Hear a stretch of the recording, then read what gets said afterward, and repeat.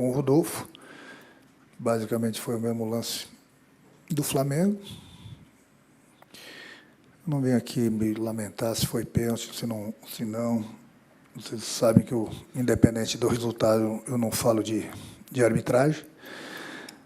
Quanto ao André, é simples. Nós estamos precisando de um homem na área. Nós estamos atacando, nós estamos tendo jogadas para um lado, para o outro.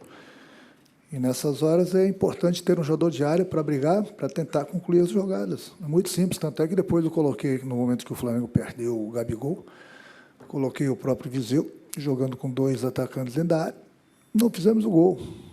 Mas as jogadas, a gente tentou de todas as formas, cruzamento para a área, porque nós tínhamos 2 jogadores altos, bons de cabeça. Foi por isso que eu coloquei o André.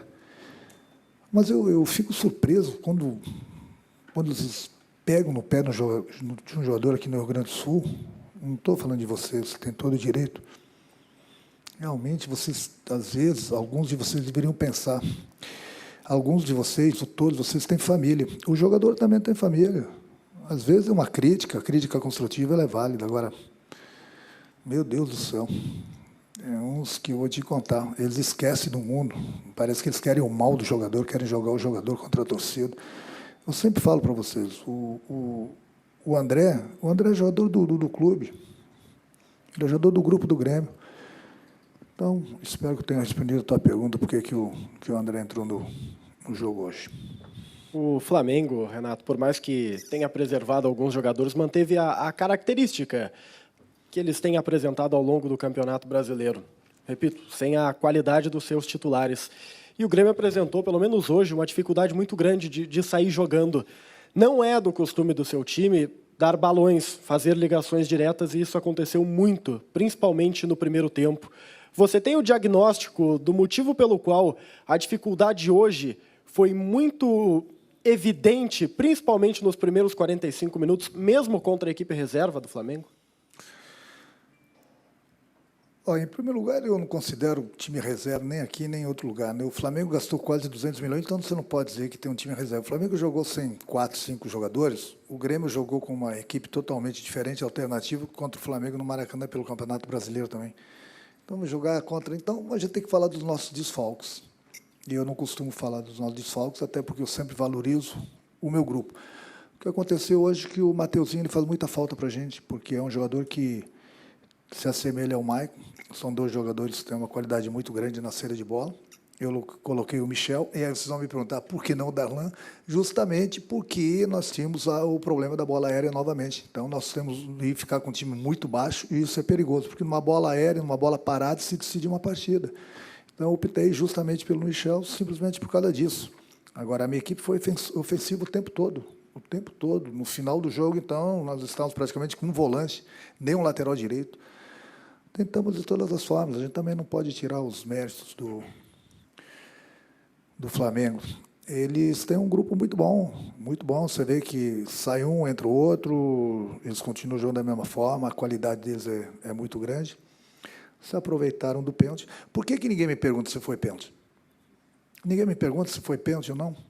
Se foi pênalti ou não do Grêmio? Ninguém me pergunta, né? Eu acho engraçado isso.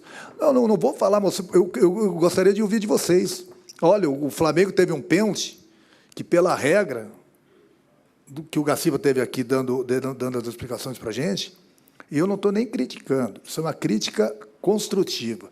É o que eu falo.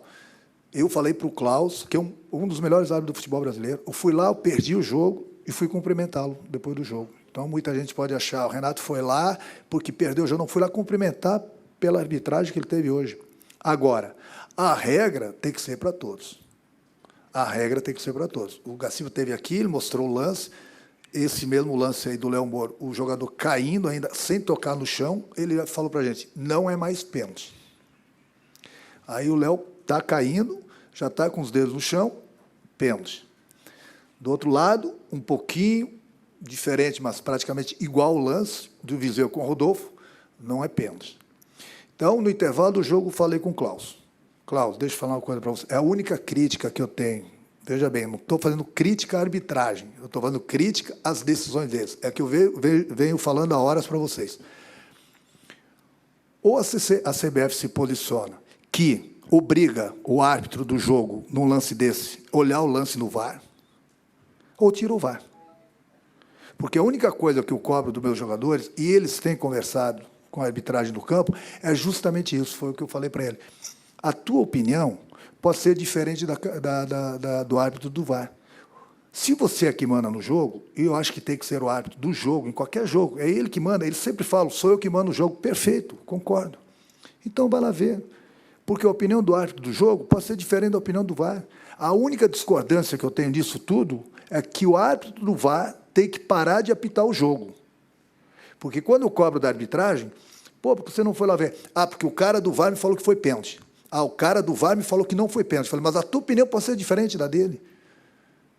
Simplesmente isso. É a única crítica que eu tenho contra a arbitragem do futebol brasileiro. Eu não estou aqui lamentando, não estou me queixando, pelo contrário, estou elogiando a equipe do Flamengo, apesar que a minha equipe foi guerreira, buscou de todas as formas, não conseguimos, tudo bem. Agora, isso precisa se decidir. O que é uma regra num jogo, se é a mesma regra do outro jogo. O que é uma regra para um árbitro, pode ser outra regra para outro árbitro. O VAR veio, tem nos ajudado bastante, tem ajudado bastante o futebol brasileiro. Eu mesmo já falei isso para o Gaciba, tenho elogiado a arbitragem, ele veio para ajudar, e tem ajudado bastante. Falta uma coisinha outra para corrigir, principalmente isso. Tem que parar do cara do VAR falar, foi pênalti, não foi pênalti. Ele até pode dar a opinião dele. Agora, quem decide é o árbitro do jogo. Essa é a minha única queixa. Então, foi isso que eu cobrei do Cláudio. Cláudio, por que você não foi olhar no vídeo? Ah, porque o árbitro do VAR me falou que foi pênalti. Mas a tua opinião pode ser diferente da dele. Aí ele falou, então não precisa de árbitro no jogo, a não ser que vocês não concordem comigo. É inacreditável. Ou o árbitro é obrigado a ver o lance na hora do pênalti e parar de confiar, porque o cara do VAR, como o árbitro do jogo, ele pode errar. Por que só vale a palavra do cara do VAR? Por que a opinião do árbitro do jogo não pode ser diferente da dele? Então, o Gaciba veio aqui, mostrou um lance. O cara caindo, com o braço ainda sem encostar no chão, falou, pela nova regra, não é mais pênalti. Pênalti. Aí um lance quase parecido para a gente. Não é pênalti. Bom, então, gente. Então, a CBF tem que se decidir aí com esse tal de VAR, que eu concordo com ele, mas tem que decidir o que é pênalti e o que não é pênalti. O que é pênalti para o Grêmio, pode ser para o Flamengo, e vice-versa. Eu acho que a regra tem que ser a mesma para todos. Essa é a única bronca que eu tenho. A regra é para todos. Então, todos os árbitros têm que respeitar a regra. E o árbitro do jogo, já que é ele que apita, já que é ele que manda, que eu concordo, ele tem que ser obrigado a olhar o VAR.